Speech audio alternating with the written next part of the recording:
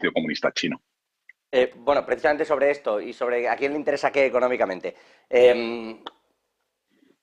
Va a empezar ahora un segundo capítulo. Si mañana no vemos, decía Emiliano, bueno, mañana podríamos ver un plan de paz. A ver si lo vemos. Porque incluso Ucrania dijo que se supone que le había llegado y que no sabía nada ni tenía detalle de ningún plan de paz. Dijo literalmente Zelensky cuando le preguntaron por este asunto. Entonces yo no sé si mañana presentará o no un plan de paz. Pero entre que avanza esto y no, lo que se va a producir ya es el deshielo, es el fin de ciertas heladas en Ucrania, probablemente en menos de un mes. Si no llegamos a la paz, decía Josep Borrell hace unos minutos, Rusia ha pasado de tener 150 a tener 300.000 tipos ahora mismo dentro de Ucrania. Lo que vamos a ver es una ofensiva importantísima. ¿Vosotros lo veis así? O sea, ¿la paz o llega ya o vamos a tener un follonazo mucho más gordo del que hemos visto? Bueno, vamos a ver, el hecho de tener 300.000 botas, ¿no?, por así decirlo, pares de botas en Ucrania ahora mismo puede llevar o bien que estén esperando al deshielo o bien que empiecen la ofensiva ya, aprovechando precisamente la superioridad sobre el papel que tiene Rusia en condiciones climatológicas adversas y tiene unidades de élite que no existen en otras zonas del mundo, ni siquiera en Estados Unidos, de gente preparada para hacer este tipo de ofensivas con climatología muy adversa. Y también sería una forma para el presidente Putin de llegar a esa mesa de negociación con un triunfo sobre el campo de batalla, lo cual te pone en una posición muy buena para llegar a términos o a un tipo de armisticio. Siempre es mejor llevar la delantera en lo que es el campo de Marte cuando te sientas en la mesa de negociación para intercambiar cromos. Y bueno, la primavera se puede hacer muy corta o la llegada de la primavera, mejor dicho, se puede hacer muy larga. Pero esto ya depende de Putin, no depende del plan de paz que mañana ofrezca Xi Jinping. Que ofrecerá, porque a lo mejor da el plan de paz y ofrecerá unas está grandes consensuado, líneas. como decías tú antes también, está muy consensuado y tiene un sentido y se ha llamado, estas llamadas oscuras que hay entre unos y otros. Aquí el timing es fundamental, porque al final es una negociación. Y cómo llegas a la mesa, cómo de fuerte llegas a la mesa y lo que tienes ya ocupado y lo que no tienes ocupado es de vital importancia para hacer cualquier tipo de alto el fuego o armisticio. Yo leía un artículo de un profesor de la escuela de Annápolis el otro día que decía que esta guerra ha definido nuevos roles. Algunos de los antiguos los ha asentado, pero ha incorporado otros nuevos.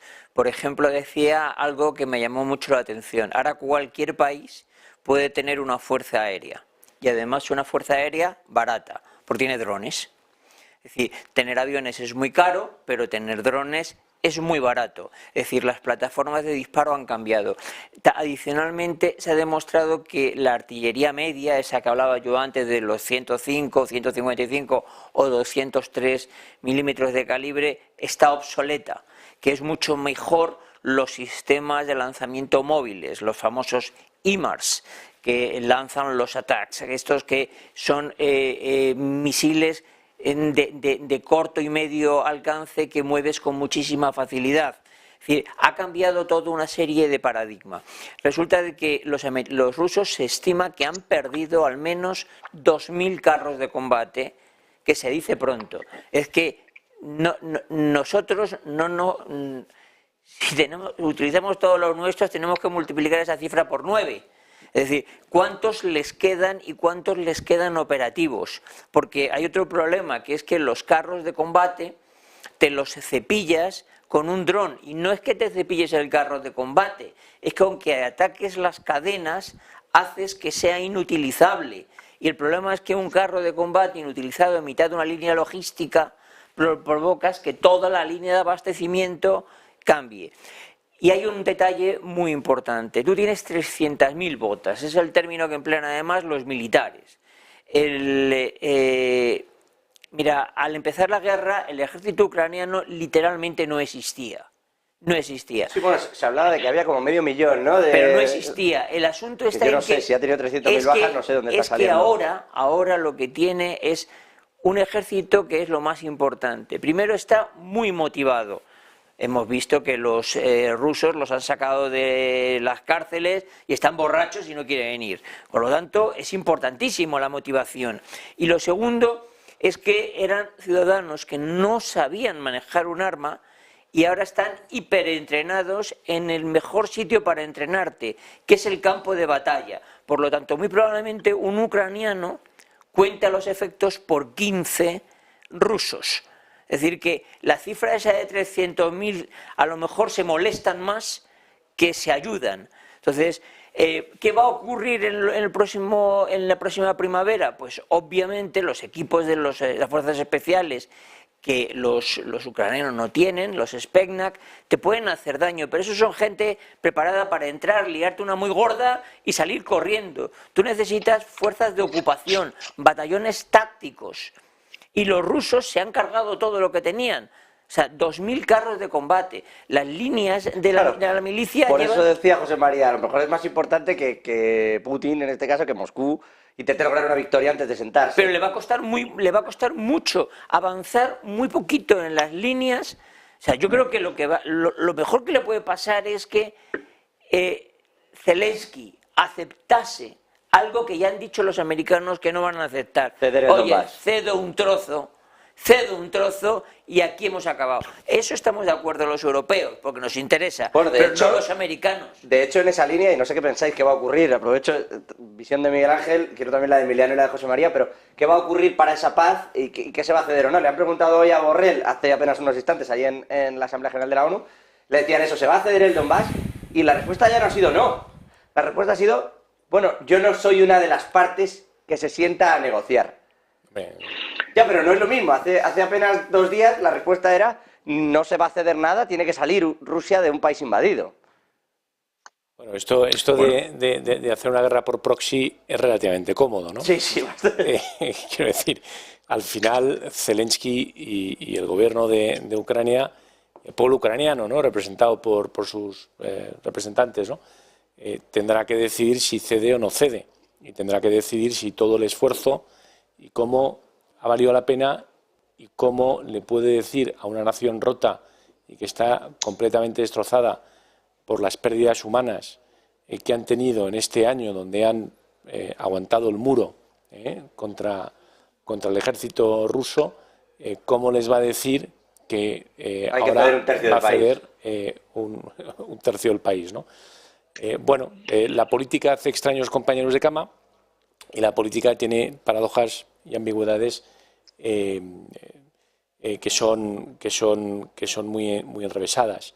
Pero yo creo que todo está demasiado reciente como para llegar a ese clear cut, ¿no?, de llegar a una paz tan rápidamente. O sea, yo creo que va a ser más sofisticada, más conociendo un poco a los rusos y la línea de pensamiento rusa. Una solución simple es descartable siempre, porque en la complejidad y en el detalle está un poco lo que ellos consideran la sofisticación. Yo creo que ellos llegarán a soluciones mucho más creativas que decir, bueno, esto para ti, esto para mí. Pero bueno, y luego punto número 2, cuando se firme la paz, vamos a ver dónde está el ejército ruso, vamos a ver cómo está el ejército ucraniano y vamos a ver cómo se encuentran ambos ejércitos, tanto de ánimo como en ganancia territorial. Pero si alguien hoy en día tiene el suficiente tamaño, tiene la suficiente envergadura, tiene el suficiente empaque para sentarlos a negociar y poder llegar, si es posible, a algún tipo de paz entre ellos, ese, no nos equivoquemos, es China.